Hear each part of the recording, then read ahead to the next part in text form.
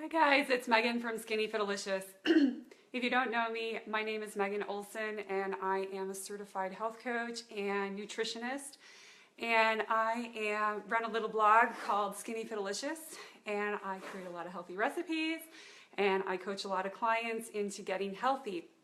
And one thing I wanted to talk about today was why you might be not losing weight on a healthy diet. And this is something I see people doing all the time, and it's so bad. But don't worry, I'm going to break it down for you so that you can make it right.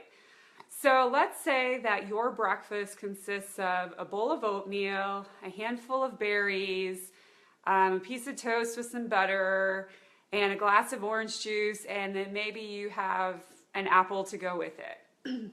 So on the surface, this looks like a very healthy meal. People generally will come to me and say, well, I'm eating all these healthy foods, but I'm not losing weight. What's going on? What's happening? I don't know what I'm doing wrong. I'm eating healthy, and they're very frustrated. And what's happening is that they're not pairing their foods properly. And I see this all the time with people. They are eating too much of one macronutrient, and they're not getting enough of other nutrients to balance it out. And what happens is most people are eating too much carbohydrate. Now, I know carbohydrates have gotten a really bad rap, and a lot of people think that low-carb diets are the answer, but it really isn't. It's not really about going low-carb, because as a matter of fact, research is showing us that people, when they go low-carb, they do lose the weight temporarily, but once they start eating carbohydrates again, they start to gain weight quickly, because a lot of the weight you lose on low carb is water weight. So the problem though with eating heavily carbohydrate diets is that it causes your body to produce a lot of insulin to clean up the sugar. So you see things like oatmeal, which are good for us. What happens is when we eat them, they're carbohydrates, so they break down into glucose or sugar in our body.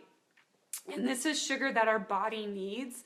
As a matter of fact, our brain, red blood cells, and our nervous system, they all need that carbohydrate as fuel. It's the primary fuel.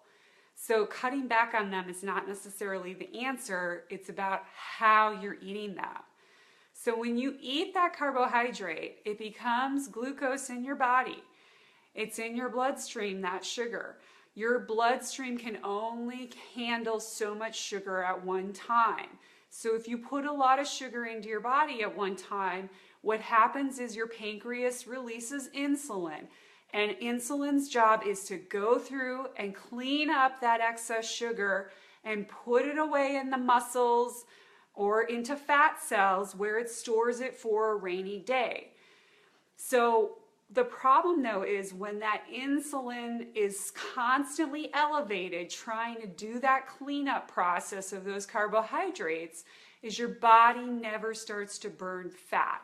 It never goes into those muscles, pulls out the fat cells, and it never burns it. It's very rare.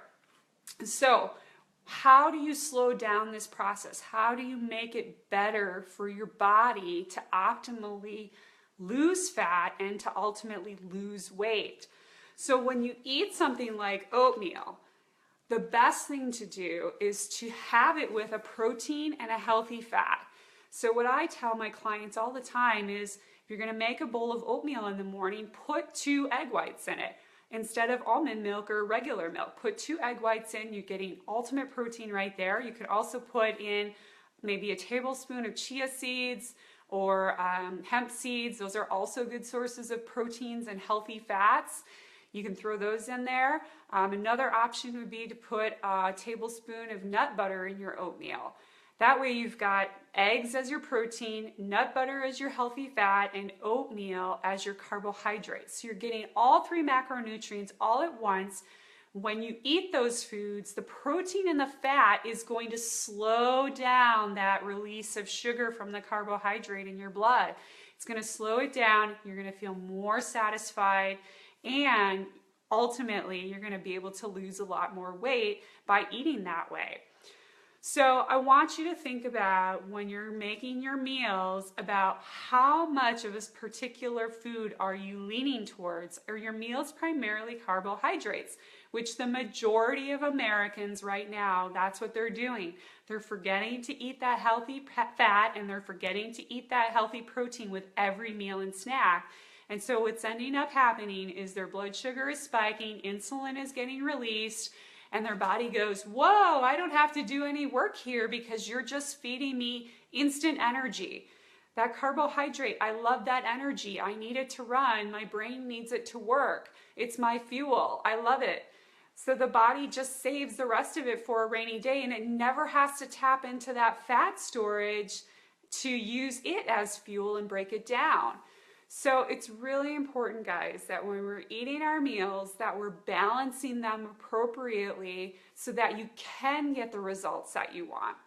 So with that, I wanted to mention that in my new program that's launching next Monday, January 9th, I'm going to be talking all about these kinds of things in details about how you balance your plate, how you portion out your meals appropriately without counting calories, how you make sure you're getting enough of each macronutrient for your weight loss goal.